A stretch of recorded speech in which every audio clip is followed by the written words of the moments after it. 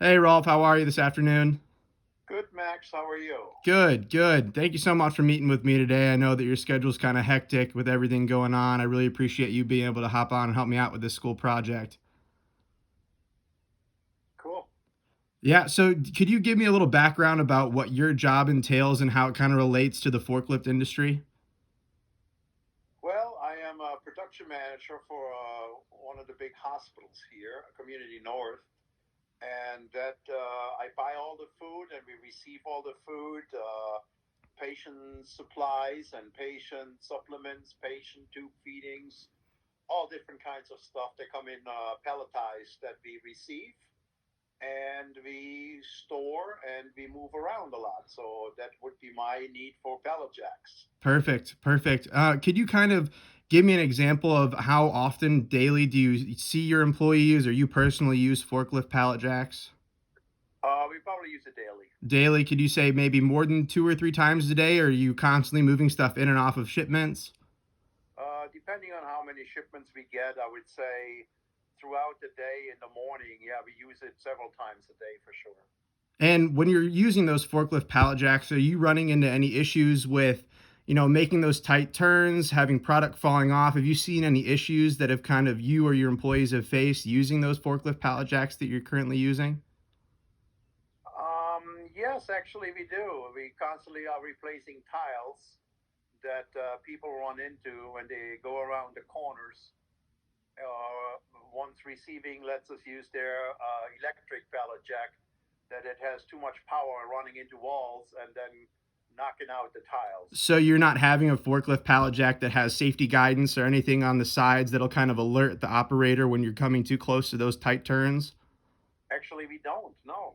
Well, I'm not sure if you've actually heard of Crown Lift Trucks before. We're a family owned company, been around for close to 85 years right now. And Okay. we've actually been one of the first to pioneer this new guiding technology when you're making those tight turns on our electric pallet jacks. A lot of the times we've seen that our customers have been running into things and really not having full control or, I guess, taking full responsibility over their actions. A lot of times that you must have seen a lot of your employees are moving quickly around turns, trying to get the job done as quickly as possible and kind of being careless in that aspect.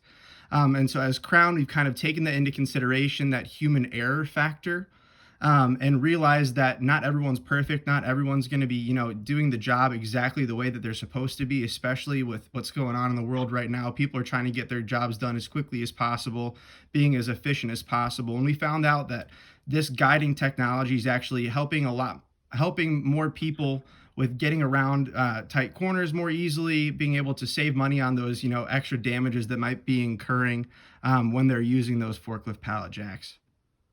Absolutely. And actually, just today, I had to have a carpenter come in to fix tiles all over the place for that particular reason. Now, your guiding technology, what does it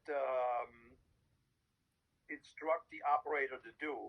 Usually, it's a 90-degree turn, right? You go around the corner. Correct. So when the guiding technology actually comes into place, it is when the user actually brings the forklift, that the end of it, the handle, all the way up to the top position. You'll hear a slight click, which will turn on that forklift guidance, and it'll actually act as one of those backup sensors for cars nowadays when you're backing Okay. up, and it'll alert you, with beeps when you're getting too close to certain things. It'll actually act as kind of that when you're going around those 90-degree turns, and it actually slows down the motor so you can't turn it up to full speed all the way. It'll actually go, I believe it is less than 1 mile an hour when you're going around those 90-degree turns. So it'll make sure that your users are really making sure and paying attention to what they're doing.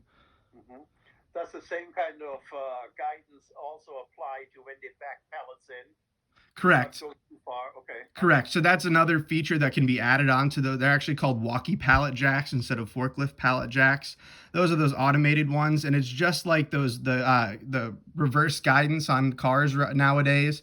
It's the pallet guidance, and it'll actually guide those forklift prongs right into the pallet, so there's no human error with bumping in and ruining pallets, ruining product and whatnot as well. And it actually guides with how high the forklift raises and lowers to get into that pallet efficiently and effectively. Okay. So, if you don't mind me asking, are you currently using Toyota or Raymond forklifts? You know, we are using. pallet jacks and electric pallet jacks more than forklifts per se. Okay.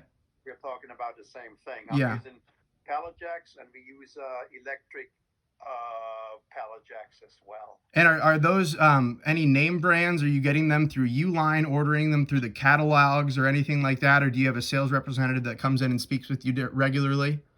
Actually, I believe the hospital has contracted out certain suppliers that are, we call it approved vendors Okay. through the hospital. That if a need arises to purchase certain items, certain products, certain pieces of equipment, that we go through those approved vendors at that point in time. And so, do you know if those vendors, do they ever have contact with those people who are actually, I guess, on the front lines of those who are working on or using those products on a daily basis, or is it all just coming through a purchasing office? It pretty much comes through a purchasing office, but I'm sure a conversation was had to have, or a conversation was had before about, I would say, your guidance system would be definitely something that we can look at in order for us not to incur any more um, outside contractors fixing walls or fixing tiles or corners. That is a constant problem with us. Absolutely. So, the kind of to go over what we just kind of talked about in a recap, the issues that you're really facing right now are not necessarily, major ones, but small ones that are incurring, more and more damages throughout, a work day, a work week, a work month. Right. Those small little human errors that you wish that you kind of could have prevented. That's very true.